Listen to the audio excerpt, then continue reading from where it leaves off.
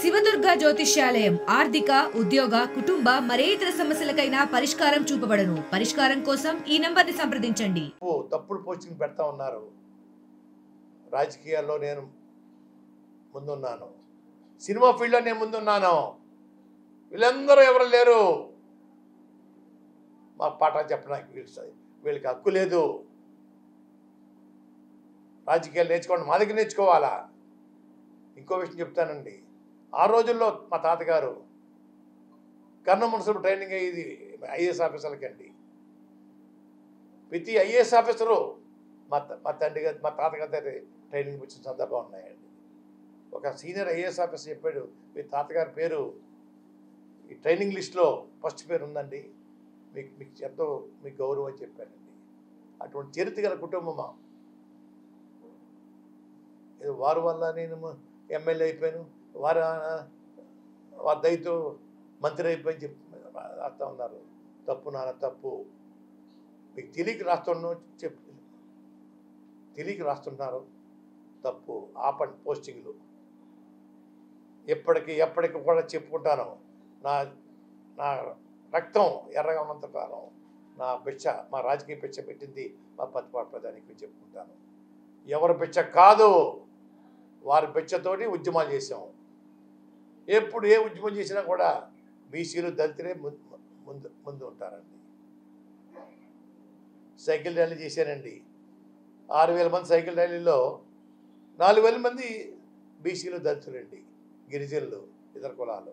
2,000 మందే కాపులు. కాపులు ఉద్యమేంటి, ఈ 4,000 మంది ఇతర కులాలు ఏంటి అని ఆశ్చర్యపోయేవారండి. నాకు ఇప్పుడు ప్రోత్సాహం వీళ్ళే.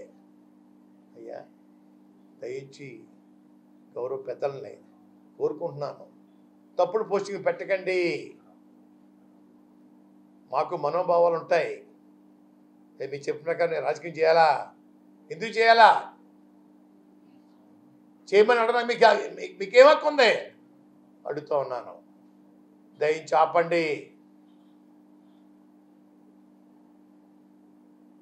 చంద్రబాబు నాయుడు గారు ముఖ్యమంత్రి చేశాడు. ఆయన వెళ్ళాను, రాయబారం చేస్తే వెళ్ళానండి. అలాగే ముఖ్యమంత్రి గారు రాయబారం పంపించారు, పిలిపించారు, వెళ్ళానండి. వీరికి వచ్చిన గౌరవం ఇతరులకు ఇవ్వమంటే నేను ఇవ్వనండి. ఎందుకు ఇవ్వాలా? ఇవ్వను.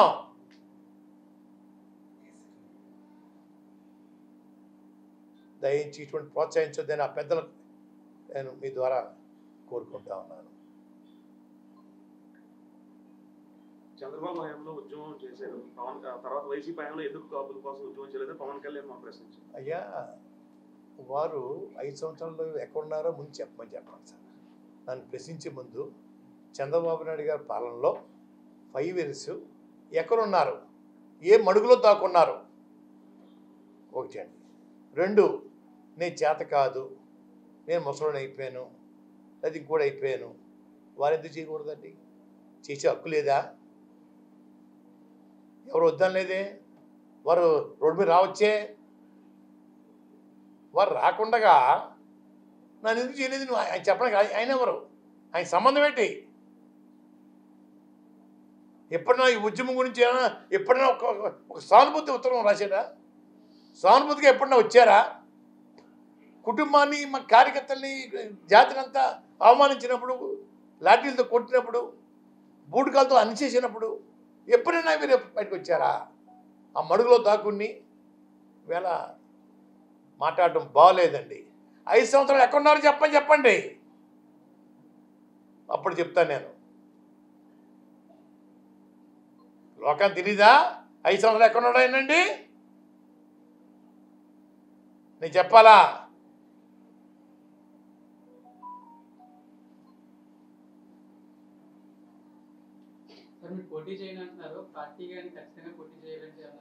పార్టీ ఆదేశం ఏదన్నా శిరసావిస్తాను సార్. వారికి ఎటువంటి ఇబ్బంది కలగ చేయకూడదు. ఆల్రెడీ క్యాండిడేట్స్ని వారు లిస్ట్ తయారు చేసుకున్నారు. నేను అందులో వారిని డిస్టర్బ్ చేయకూడదు పెట్టుకున్నానండి. వారు ఆదేశిస్తే ఏమైనా చేస్తాను. డిస్కస్ రాలేదు. నేను ఎటువంటి కోరిక లేకుండా మీ సేవ చేయడానికి వచ్చాను చెప్పానండి. మిమ్మల్ని కానీ హరిరామ జోగారు కానీ ఎవరో కూడా నన్ను ప్రశ్నించకూడదు అనేది మన పవన్ కళ్యాణ్ సభలోనే చెప్పారు. నేరుగా అంటే ఒక పెద్దలను అవమానించినట్టు కాదు, ఒక సామాజిక వర్గానికి చెందిన పెద్దలను అవమానించినట్టే కాదు, అంతమంది సాక్షిగా నన్ను ఎవరో ప్రశ్నించకూడదు, నేను చెప్పినట్టే వినాలి. పవన్ కళ్యాణ్ నన్ను సమాధానం నన్ను ఎందుకు అడుగుతారు మీరు? నా సంబంధం ఏంటండి?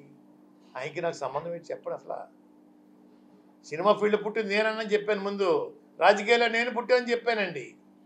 నేను కాక మొన్న పుట్టి నన్ను ప్రశ్నించడం ఏంటి? ఆ ప్రశ్న ఏం సమాధానం చెప్పాలండి? నేను చెప్పను. 2019 ముందు మీరు ఒక మాట అన్నారు, రాష్ట్రానికి చంద్రగ్రహణం పట్టిందా, గ్రహణం వీడాలని. 2019 ఎన్నికల తర్వాత గ్రహణం వీడిందా? మళ్ళీ ఇప్పుడు ఎలక్షన్ గ్రహణం పట్టడానికి రెడీ అవుతుంది, పట్టణిస్తారు గ్రహణం. గ్రహణం వీడింది కాబట్టి ఇంటికి వెళ్ళిపోయాడు సార్ చంద్రబాబు నాయుడు గారు. మమ్మల్ని ఊచకోత కోసేసి హాస్పిటల్ని జైల్లో 14 రోజులు ఒకే బట్టతోటి స్తనానం లేకుండా మమ్మల్ని మగ్గిలాగా చేశాడు సార్. దానికి కారణం తెలుసా మీకు? కుటుంబంతో ఆత్మహత్య చేసుకునేలాగా ఒక విధంగా ప్రోత్సహించాడు సార్. పోతే దరిద్రం పోతే చూశాడు సార్. భగవంతుడు నాకు కళ్ళకు వచ్చి ఆ పతనం చూద్ది కానీ బిడ్డ, పతనం చూడకుండా వెళ్ళిపోతే ఎలాగా అని భగవంతుడు నాకు కనపడి ఆత్మహత్యలుగా చేసుకోకండి, ఆ పతనం చూద్ది కానీ నేను రోజు దేవుడితో పట్టణానికి ఏం కోరుకోలేదు సార్. అన్ని పండుగలు ఆపేశాను సార్. మాకు చేసిన అవమానాలకి తగిన శాస్తి జరగాలి, భూస్థాపితం అయిపోవాలి అని కోరుకునేవాడిని సార్. భగవంతుడు అది కనుగరించాడు సార్. వెంటనే ఏదో చూసి తిరుపతి గుడికి వెళ్ళానండి, చెల్లెంగి వెంకటేశ్వర గుడికి వెళ్ళాను, మా ఊళ్ళో అమ్మవారి గుడికి వెళ్ళాను, చెప్తున్నారు ఒక కనక గుడికి వెళ్ళి శివాలయంకి వెళ్ళి దండం పెట్టుకున్నాను సార్. అయ్యా విముక్తి అయిందని చెప్పేసి. ఒక 30 సంవత్సరాలలో ఈ ముఖ్యమంత్రి పీఠం కోసం ఎవరు చూడక్కర్దు సార్, వీరే ఉంటారు సార్. దేశ చరిత్రలో ఎవరు కూడా ఇన్ని రోజులు ముఖ్యమంత్రి చేసిన వాళ్ళు ఎవరు ఉండరు, ఇవి తప్ప అనే చరిత్ర సృష్టించుకుంటారు సార్. పేదల పెన్నిది 10 మందికి రావచ్చు, 10 రావచ్చు, అందరికి ఒకసారి అవ్వవు సార్. ఏ స్కీము కూడా ఎన్నో నేను చేసిన స్కీములు ఎమ్మెల్యేగా మంత్రిగా చేశాను, అందరికి ఒకసారి అవ్వవు సార్. ఆ తెల్లే అందరికి ఒకసారి పెట్టదు, కష్టం. పిల్లలందరూ ఒకలా ఉండరు. ఒక పిల్లడు ఐఏఎస్ అవుతాడు, ఒక పిల్లడు కూలోడు అవుతాడండి. అంత మాత్రాన్ని తప్పు విషయం కాదు, పరిస్థితిని బట్టి ఉంటుంటాయి సార్. ప్రతి స్కీము ప్రజలకి, పేదవాళ్ళ కోసం, పేదవాళ్ళ ఆకలి కోసం, పేదల పెన్నిదిగా ఉన్న ముఖ్యమంత్రి గారు 30 సంవత్సరాల పాటు భగవంతుడు దీవిస్తాడు, ప్రజలు దీవిస్తారని నేను కోరుకుంటాను, ఆశీర్వదిస్తాను. అయ్యా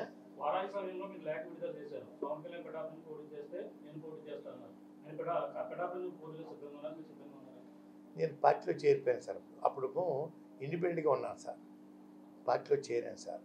పార్టీ ఆదేశాలు శిరసా వహిస్తాను, అలా చెప్పాను. పార్టీ ఆదేశిస్తే ఏమైనా చేస్తాను. అయ్యా పార్టీ ఆదేశిస్తూ ఏదైనా చేస్తా చెప్పాను. అన్ని అందులోకి వస్తాయి సార్ అర్థాలు. మీరు రకరకాల ప్రశ్న వేయకండి. పార్టీ ఆదేశిస్తే ఏదైనా చేయడానికి సిద్ధం అండి. ఉద్యమంలో చాలా ఇబ్బందులు పడ్డారు, అవమానపడ్డారు. అలాగే రీసెంట్గా వైసీపీ చేయడానికి ముందు జనసేన నేతలు ఇంటికి వచ్చి మరి చేరండి అని చెప్పుకోరు. అప్పుడు కూడా మిమ్మల్ని అవమానించినట్టు రకంగా జనసేన మామూలు అవమానం కాదు సార్. రాయబారం చేశారు సార్, వస్తా అన్నారు సార్ అంటే వెల్కమ్ సార్, వెల్కమ్ చెప్తాను, ఆహ్వానిస్తాను చెప్పాను. మళ్ళా వచ్చేసేసి జనవరి 20 తగ్గులోపు వస్తున్నారండి, లేదు అయోధ్యలో వచ్చిన వస్తున్నారండి అని చెప్పడం జరిగింది సార్. 23 వచ్చేసారండి, 24, 25 నేను వెంటనే బొత్స శ్రీని గారు ఫోన్ చేసి, సార్ మీకు నాకు ఉన్న స్నేహం చెడిపోకూడదు. 93లో సార్ 6,000 మందికి వంటలు వండించాడు సార్ బొత్స శ్రీని గారు. నిన్న మొన్న స్నేహితుడు కాదు సార్ నాకు, మా సైకిల్ ర్యాలీకి 6,000 మందికి భోజనం వండించాడు సార్. అప్పటి నుంచి మా ఇద్దరికి బంధం. అంచేత వస్తే నమస్కారం సార్ శ్రీని గారు, రాకపోతే 2 నమస్కారాలు. వాళ్ళ పర్మిషన్ కావాలా వాళ్ళకి, బస్సు వచ్చి ఉండవు అని చెప్పడం జరిగింది సార్. అదిగో ఇదిగో అదిగో ఇదిగో అని చెప్పేసి నేను అన్నాను సార్. తర్వాత వాసు గారు ఆయన వచ్చారండి, కలుస్తాను. ఎందుకంటే 70-80 సీట్లు పోటీ చేయండి, ముఖ్యమంత్రి షేరింగ్ అడగండి, నేను శరీరం దాచుకోకుండా పని చేస్తాను చెప్పాను. 20 సీట్ల కోసం నన్ను ఎందుకు ఆహ్వానిస్తారు? ఎందుకంటే దేనికోసం సేవ చేయాలా? మీకు ముఖ్యమంత్రి ఇస్తా అని చెప్పండి. ఫస్ట్ మీకు ముఖ్యమంత్రి మీకు 2-3 చంద్రబాబు నాయుడు గారు పంచుకుందాం, 70-80 సీట్లు తీసుకోండి అని ఆఫర్ చేసి ఉంటే అప్పుడు చెప్పండి సార్, నేను చేస్తాను. ఇంకోటి కూడా చెప్పాను సార్ వాసు గారికి, అయ్యా వాసు గారు, చంద్రబాబు నాయుడు గారు జైలుకి వెళ్ళిన తర్వాత వారి గ్రాఫ్ పూర్తిగా భూస్థాపితం అయిపోయింది. పవన్ కళ్యాణ్ గారు జైలుకి వెళ్ళి చూసి వచ్చిన తర్వాత బయటకు వచ్చి భరోసా ఇచ్చిన తర్వాత గ్రాఫ్ విపరీతంగా పెరిగిందండి. మీ వల్ల పెరిగింది గ్రాఫ్. చంద్రబాబు నాయుడు గారు ఏం చేయాలా? కళ్యాణ్ గారు జరిగిపోయింది, ఇద్దరు ఆఫ్ పోటీ చేసుకుందాం, ముందు మీరు 2 తీసుకోండి, తర్వాత నాకు 3 ఇవ్వండి అయినాయి అడిగి ఉండాలా వాసు గారు? అటువంటి మాట కూడా పొందడానికి మీకు అర్హత లేకుండా పోయిందే. కానీ మీరని అడగా కదా. లేనప్పుడు నేను ఏం చేస్తాను సార్? 20 మంది కోసం ఏం చేస్తాను సార్ సర్వీస్ నేను? అలాగే బీజేపీ వారు అడిగారు సార్, మిథున్ రెడ్డిగా వస్తున్నారనిపోతే బీజేపీ నుంచి ఫోన్ మీద ఫోన్. నేను అన్నానండి, నాకు మా అబ్బాయికి పదవులు ఏమొద్దు, మా కుటుంబం కోసం కాదు, మీరు 175 సీట్లు పోటీ చేస్తామని చెప్పండి, నేను పనిచేస్తాను. 175 సీట్లకి మంచి హైప్ రావాలంటే చెప్పండి, నేను చెప్తాను. 3 ఒకటి స్టీల్ ప్లాంట్ ప్రభుత్వం ఆధీనంలో ఉంచుకుంటామని చెప్పండి. 2 ప్రత్యేక హోదా ఇవ్వండి. 3 పోలవరం ప్రాజెక్ట్ మేము కేంద్రం టేకప్ చేస్తాం అని చెప్పండి. అది కూడా ప్రధానమంత్రి గారు, హోమ్ మినిస్టర్ అమిత్ షా గారు మన ఆంధ్ర వచ్చి బహిరంగ సభ చెప్పండి, మీకు సర్వీస్ చేస్తాను. 5 సీట్ల కోసం 6 సీట్ల కోసం మీరు త్యాగం చేయకండి, నన్ను లాక్కండి రోడ్డు మీదకి, అన్నీ పోటీ చేయండి, నేను శరీరం దర్శకం చేస్తాను. 4వ సైజు కూడా ఇద్దాం అనుకున్నాను సార్, ఇంక వద్దులే అని చెప్పి మానేశాను సార్. వద్దులేండి కాదు సార్, అంటే హైప్ రావడం కోసం సలహాలు ఇద్దామని చెప్పి. స్టీల్ ప్లాంట్ విషయం సార్ ఎవరికి తెలియదు సార్, మీకు కూడా తెలియదు.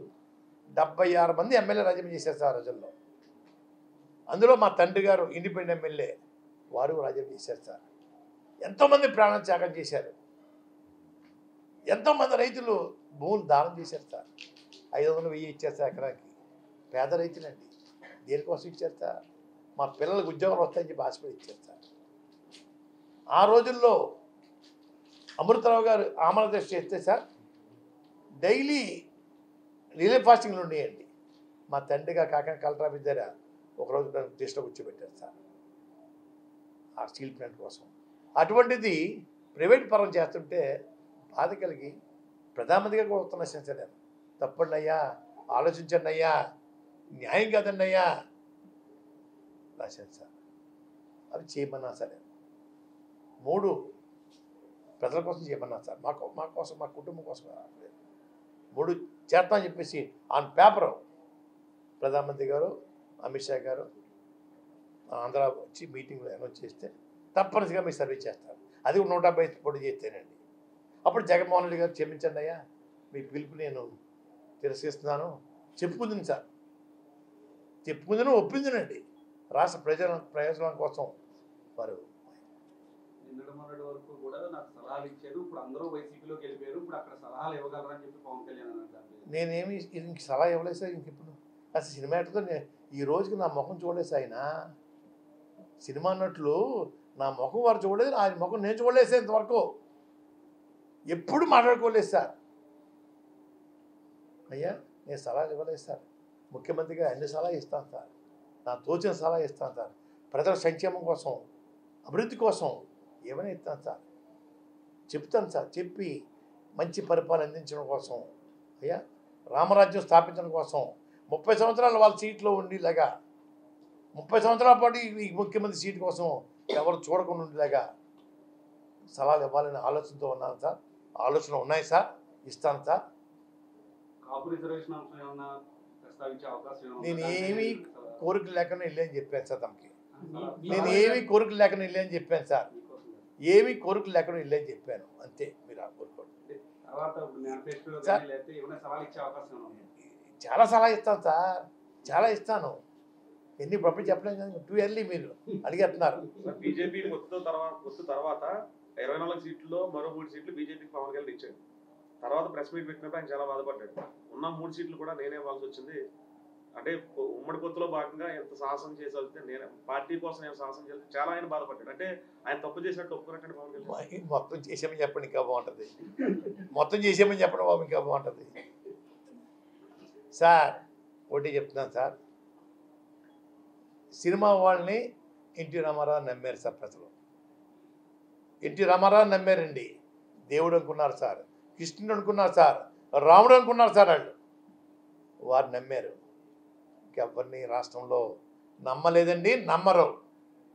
తమిళనాడులో ఎంజి రామచంద్ర గారు దేవుడు సార్, ఆయన దేవుడు అండి. ఆయన సినిమా నటులు ప్లస్ ముఖ్యమంత్రి అండి. అటువంటి నటులు, అటువంటి దానకరుణ్ణి ఎవరు మీరు చూసి ఉంటారో మీకు తెలియదండి. వారికి ఆ రోజుల్లో కిరాయి అండి, ఎన్టీ రామారావు గారికి, వారికి, శివాజీ గణేశన్ గారికి, ఎంజి రామచంద్ర గారికి, కర్ణాటక రాజ్కుమార్ గారికి 5కి కిరాయి 3 లక్షలు అండి. ఆ రోజుల్లో అందరూ ఇంటి పట్టిపోయారు డబ్బులు అండి. ఎంజి రామచంద్ర గారు 1,50,000 తీసుకెళ్ళి 1,50,000 రూపాయలు పేదలకి తెచ్చేవాళ్ళకి 2 జతల బట్టలు ఇచ్చేవారు సార్. ఫుట్పాత్ మీద చాలామంది ఉండేవారు, వేలాది మంది అండి.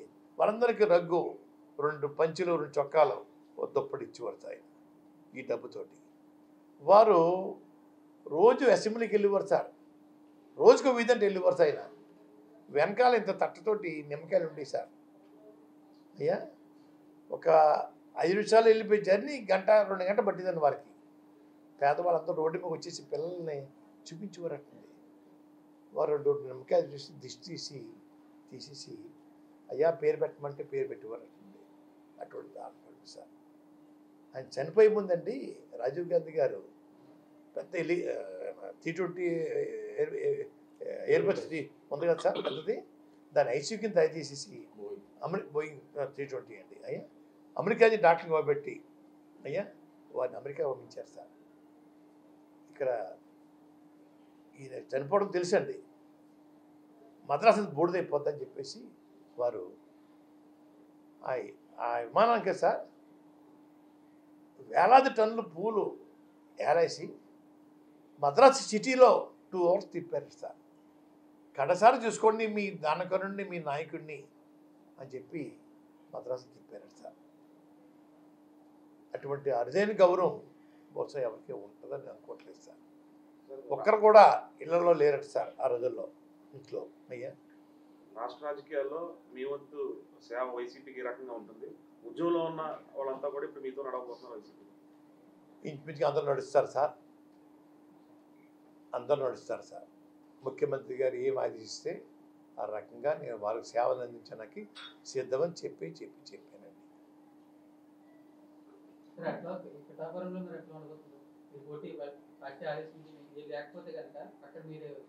సునాయాసంగా ఉంటుందండి సార్. సినిమా వాళ్ళు 6 నెలలకి సంవత్సరానికి వస్తారు సార్, వారికి ఆ ఓటు వేస్తారు.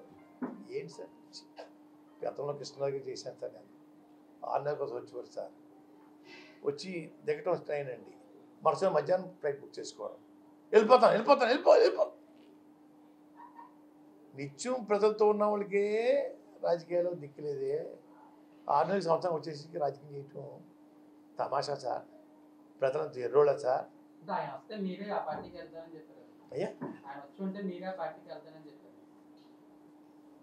ఏంటి సార్? చెప్పాం కదా సార్, వారు రాకపోతే నేను ఏం చేయమంటారు నన్ను? అంతేనండి. ఇప్పుడు మనిషిని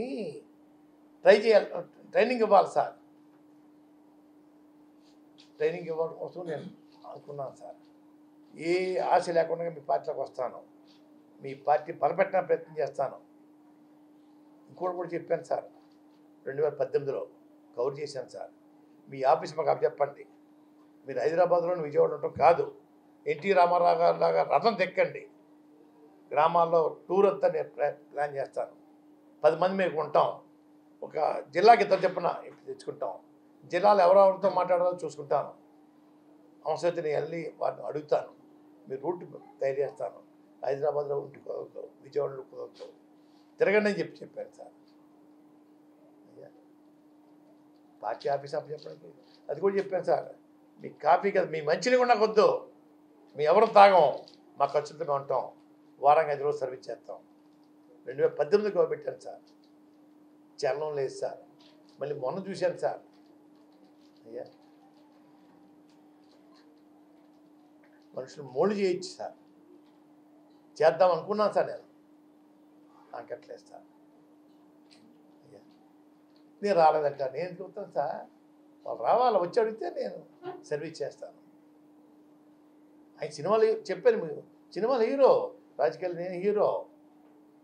నేను వాళ్ళ పిచ్చం కోసం వెళ్ళను సార్. రాజశేఖర గారి కుటుంబం, చరిత్ర గారి కుటుంబం, చంద్రబాబు నాయుడు సీనియర్ రాజకీయవేత్త. వారి దగ్గరికి వెళ్ళాను, బాలయ్య గారు ఆహ్వానం వెనకండి, వీరి దగ్గరికి వచ్చాను